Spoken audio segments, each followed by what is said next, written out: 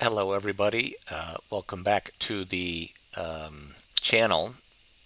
I wanted to quickly go to a video, an article here. So we're going to jump over to it right now. I think you guys are going to love it. So let's just go over to it and see.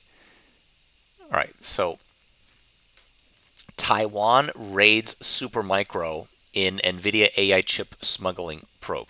All right.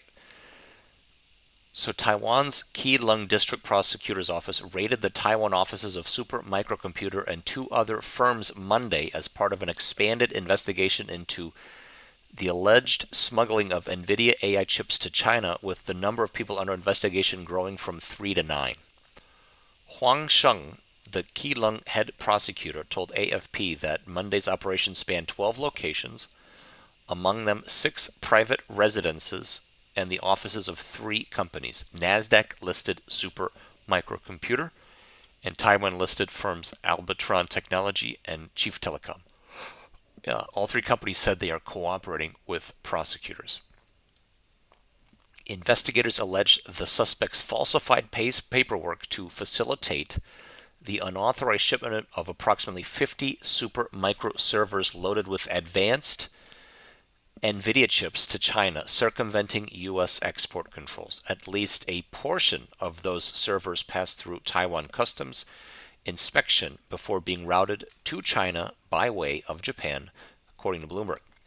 The investigation dates to May, when prosecutors announced they were looking into exports of premium AI servers destined for China, Macau, and Hong Kong. Super Microcomputer stock fell 8% in U.S. trading. Shares of Albatron Technology and Chief Telecom plunged 10% and more than 2%, respectively, in Taipei.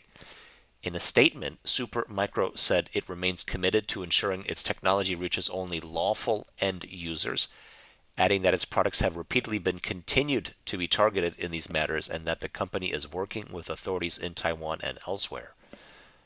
Monday's sweep deepens what has become Taiwan's first openly acknowledged effort to halt the illicit flow of AI chips, an initiative that Washington has long pushed the island to undertake.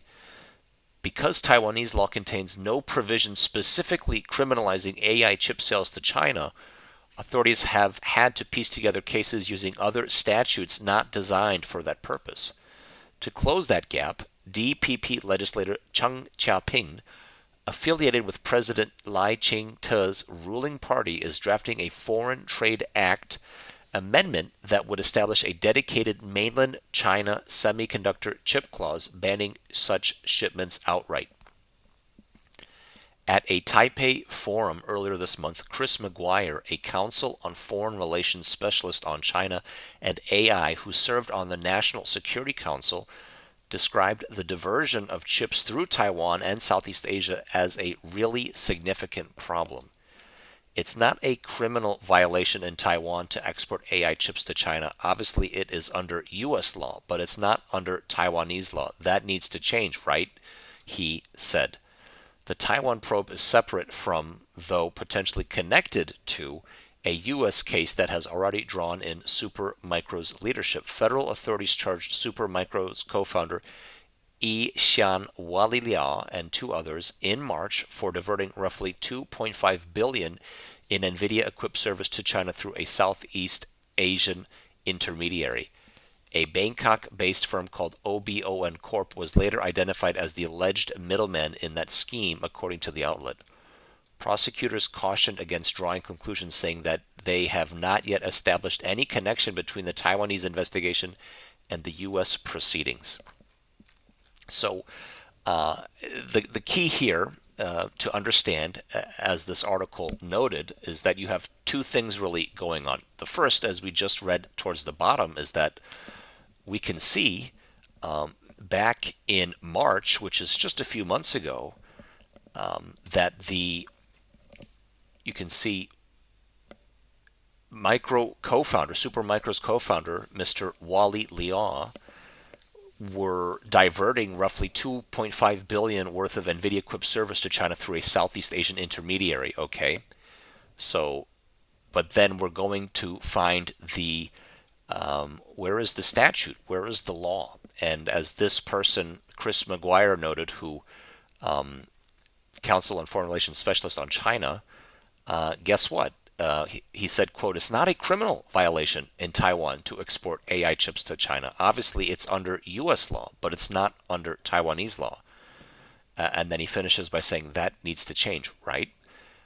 So there you have it. You have basically a pursuit of a ban that is not technically a ban. Okay, that is what we're interpreting from this. So I think there was another part in this article that was trying to connect U.S. and Taiwanese efforts. Okay, so that yeah, this article, in my opinion, is noteworthy because these are very, very important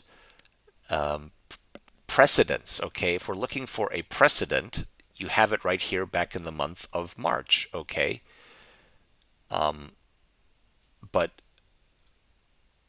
it's a U.S. case, right? A U.S. case. Federal authorities are charging Supermicro's co-founder of diverting, but is Supermicro's co-founder subject to U.S. law? Okay, so the Taiwan probe is separate from, though potentially connected to. So the most recent activity these past few days, yes, it might be connected to, but this is a U.S. case. Okay, so there is precedent in the United States for this specific charge coming back a few months ago in March. But then, of course, the most recent paragraph above it is talking about, guess what? It's not a criminal violation in Taiwan to export AI chips to China.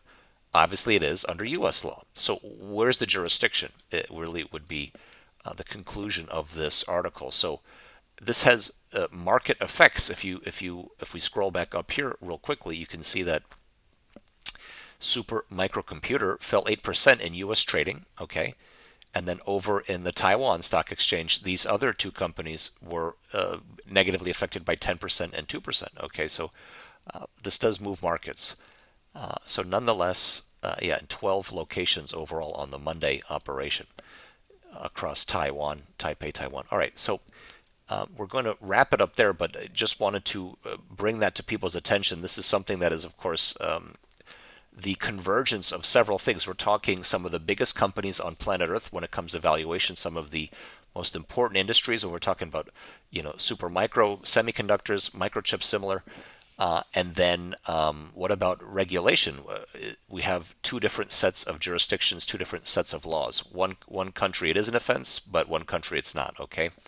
Now, last but not least, as we like to always do, just remember, we at cryptodeposit.org, you can, of course, email us at info@cryptodeposit.org. We can get you started right away. But as you see on our homepage, you can get depositing with a card. You can get deposit with a bank wire. And, of course, we offer getting stable coins, USDC, USDT. You can deposit your stable coins and start earning a yield. We have our yield curve here, as you can see. And then, of course, once you've got your wallet connected, of course, you can see here, you can either use our partner platform Crypti or MetaMask. You can see I recently used MetaMask on cryptodeposit.org. And, of course, alphabetically, you've got dozens and dozens and dozens of wallets to choose from that you can connect your wallet to, cryptodeposit.org. Feel free to give it a try. And so your holdings will appear both on your personal wallet, and of course here it'll be reflected. If you're having anything going through cryptodeposit.org holdings, borrowing and lending protocol is good to go. OTC, specifically for larger tickets of more than 50,000, you can submit that request for proposal. Statements will be available as soon as you connect your wallet. And then XMTP messaging, the most secure protocol format. Activity history, again, will be visible once you connect your wallet. And then we have exchange and swap. So there's a lot to explore explore here. We've got YouTube videos on easy onboarding. Once again, if you have any questions, simply email us at info@cryptodeposit.org and we will get you onboarded right away. Whether you're a family office, whether you're a pension fund, or if you're simply fixed income, we've got it all for you.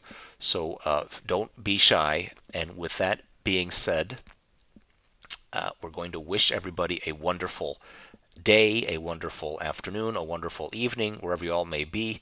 Thanks for enjoying our YouTube channel, this video, and we wish you will see us again soon on a future upcoming video as we cover stablecoins, as we cover industry regulation, upcoming legislation, those sorts of things that really affect what we are doing here at cryptodeposit.org, covering some of the news.